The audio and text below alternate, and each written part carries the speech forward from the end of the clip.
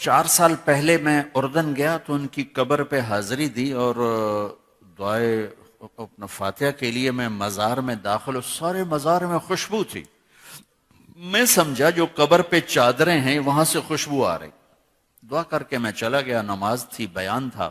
بیان سے فارغ ہو کر پھر دوبارہ میں گیا تو پھر میں کھڑا یہی سوچ رہا تھا خوشبو. تو ایک صاحب وہاں کھڑے تھے. وہ مجھے شاید انہوں نے میرے چہرے کو پڑھ لیا. کہا آپ خوشبو محسوس کر رہے ہیں؟ میں کہا جی کر رہا ہوں. کہا آپ کا کیا خیال ہے ان چادروں میں ہے؟ 6-7 چادریں تھی. میں کہا جی. کہا آپ سونگو. میں نے ایک ایک چادر کو سونگا. کوئی خوشبو. اس نے مجھے بتایا کہ یہ اس قبر سے خوشبو آ رہی. اور 18 ہجری میں وہ بندہ زمین کے نیچے دفن ہوا. اور میں 1434 میں گیا.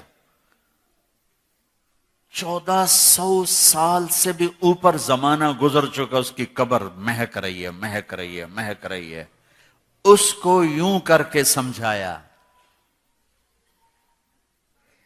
بھائیو میرے رب کی قسم، بڑے بڑے ٹرالوں کو بریک لگانا آسان ہے، جٹ جہازوں کو بریک لگانا آسان ہے، یہ کھل جائے تو اسے روکنا بڑا مشکل ہے. اس لیے میرے نے کہا کف ھذا، زبان روکو، زبان روکو.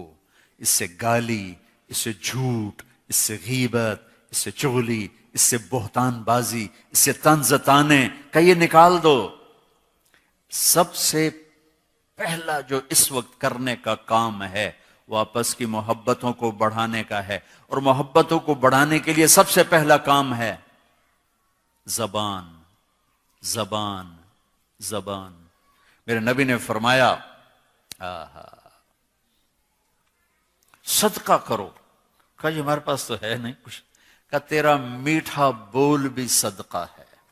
تیرا کچھ نہیں، صرف تیری روٹی پوری ہوتی ہے، کوئی $1 بھی نہیں بچتا ہے. تو آپ نے کہا لوگوں سے میٹھا بول بولا کر، یہ تیرے لیے صدقہ ہے.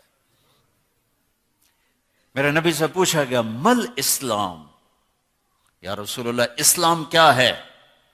تو میرے نبی نے فرمایا طیب الکلام و اطعام الطعام. میرے نبی نے فرمایا زبان کا میٹھا بول اور لوگوں کو کھانا کھلانا، یہ اسلام ہے. کچھ نہیں ہے میرے پاس، زبان کا بول میٹھا کر. کچھ نہیں کھلانے کو، پانی پلا دو. وہ مہمان کو پوچھتے ہیں چائے تو نہیں پیو گے؟ ہن کہیں پیونی. شربت تو نہیں پیئیں گے؟ سبحان اللہ، کیا میزبانی. چائے تو نہیں پیئیں گے؟